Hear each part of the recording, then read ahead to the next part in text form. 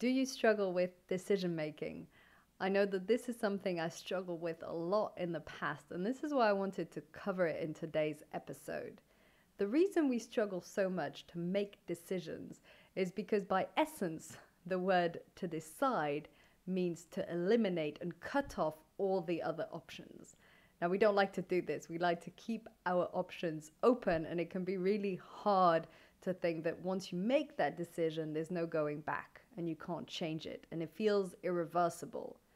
Another reason why this can be a struggle is because we can't anticipate the outcome, and we generally judge our decisions on the results that we obtain. So if the result is satisfactory, we'll think that was a good decision, and if it's not, we'll think that was a terrible decision. One of the ways we can shift this for ourselves and make it slightly easier to make decisions in the future is to know that a good decision is not dependent on the outcome. A good decision is linked to the motivations and reasons behind making that choice. So for instance, if the end result or outcome is that you do really well in your work, but if the decision came from something not honest, unethical, lying, then it probably still wasn't a very honest and aligned decision. It was still something that wasn't the right and correct way to proceed, even though the outcome came out well. On the other hand, maybe at work, someone will reproach you or something won't go as planned, but you made the decision being fully honest, being totally transparent, totally ethical in what you were saying and doing, and that is the right decision because that's aligned with your values. So looking at what are the reasons behind the decision compared to the outcome, and judging our decisions a bit more on the reasons and a little less on what results happen, because either way, this isn't something we can anticipate or control. One powerful method that I use a lot with my clients to help them to make a tough decision, to choose between difficult situations and outcomes, is to use visualization. And I do this in a very specific way. Let's say right now you're hesitating between two options. Could be two possible jobs, could be quitting your job and starting your own business or continuing in your current job, could be two places to live. Let's say you have this inner dilemma. In this case, I'd invite you to close your eyes and to project yourself into the future if you took one line of direction, if you took one specific decision. Let's say to move to Spain or Sweden. So let's say you choose to move to Spain and you imagine what it would be like a year from now. How would you feel? What would your life look like? And while you're doing this mental visualization, really tapping into how it feels inside of you. Do you feel excited about it? Do you feel a bit concerned? What sort of emotions are happening? And then I'd invite you to park that, put that on the side, keep it, come back to the present, and then do a similar visualization but with the other option. Let's say in this case, moving to Sweden, for instance. And doing the same, projecting yourself in your mind a year from now. How does your day look like? How do you feel? How excited are you about every day? And noticing what comes up. And then coming back to the present. And often just this very simple visualization exercise can help to identify which feels right. This is what I'm interested in, and this is what's interesting for you. Which visualization did you feel good inside, excited, aligned? Which one did you tense up? Because often our bodies have all the answers, but we're just blurring it by overthinking. But if you tap into your body and to your inner wisdom, generally you'll see that it's pretty clear that one of these options, you just felt happy and aligned and in peace about it. So this method is really insightful when you're struggling between two specific outcomes and decisions. A useful tool also could be to, instead of having just 2 options, trying to broaden it to 3. I know this sounds paradoxical or maybe not intuitive, but it can really help to have 3 clear options and not just 2. And often you'll find that the third option is the right one. So this might not be the case for if you're hesitating between 2 countries, although who knows, it could be the third one, could be Portugal. But if you have 3, often it's easier for your mind to contrast. 2, we tend to feel a bit stuck.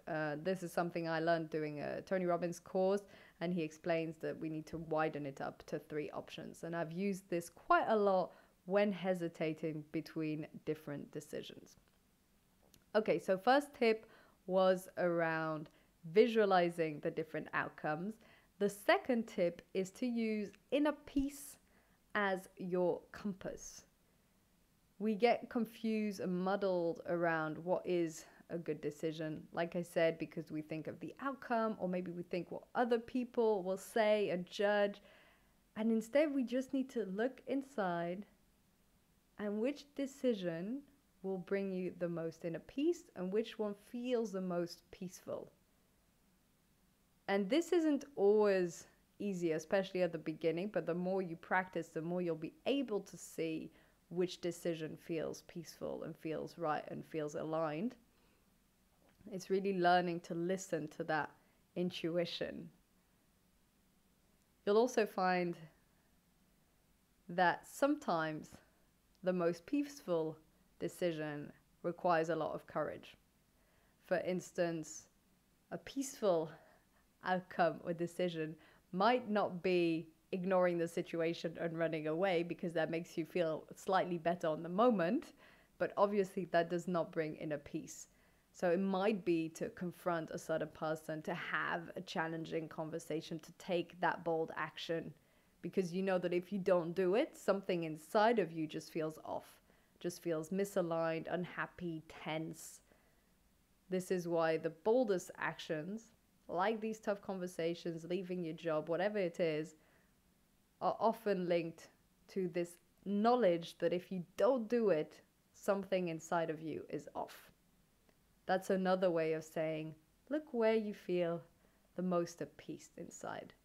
And you might need to take some time off, some reflecting, some journaling to really appreciate that and see what actually comes out. And once more, the more you practice it, the easier it becomes. And you want to learn to oscillate around inner peace, to constantly make decisions in your life that make you feel more and more at peace. And once more, this takes courage, this takes practice. It's not easy all the time. A lot of the decisions that are actually most aligned are the most challenging ones, are the scary options.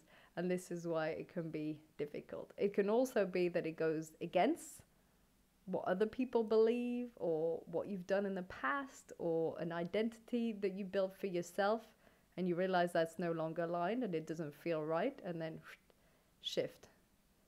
Using inner peace as your compass is probably the most valuable tool that you have for making tough decisions. Too often, we go all rational, weighing out pros and cons. I used to do this a lot. Right decisions, both sides of the paper, pro and con. Used to get so confused. If instead just look inside and you already know the answer. 99.99% of the time, actually 100% of the time, you know the answer. Sometimes the answer is scary, sometimes the answer is bold, sometimes the answer is uncomfortable, but you know deep down which is the right answer. This is also why we struggle to make decisions, because it's not really struggling to make decision, it's struggling to accept the answer. Once you know deep down what is the answer, it's easy to pretend you're in analysis paralysis and hesitating, and it's so difficult to make that decision. But deep down you know. What's really difficult is confronting that answer, not making the decision. So that'll be it for today. I feel that inner peace really solves everything in terms of making decisions. And if you don't know how to access this, if you don't know how to find your inner peace, practice. Spend time in nature, journal, spend time alone, meditate, reflect. Little by little, that voice will be more and more clear, and you'll be able to see also physically, physiologically in your body which decision makes you feel tense or angry or upset, and which decision makes you feel lighter. This is a huge indicator, and don't overthink it when you do that. This is a sort of type of somatic experience. Somatic coaching also can help you with these decisions, which essentially is only learning to listen to your body and listen to yourself. Right, so if you're struggling to make tough decisions, you know what to do. From a pragmatic perspective, try and broaden it to 3 options. Use the visualization exercise and really project yourself to see how it feels inside of you, and use inner peace as your compass to help you to make these tough decisions. Thank you for tuning in today, and wishing you a lovely day.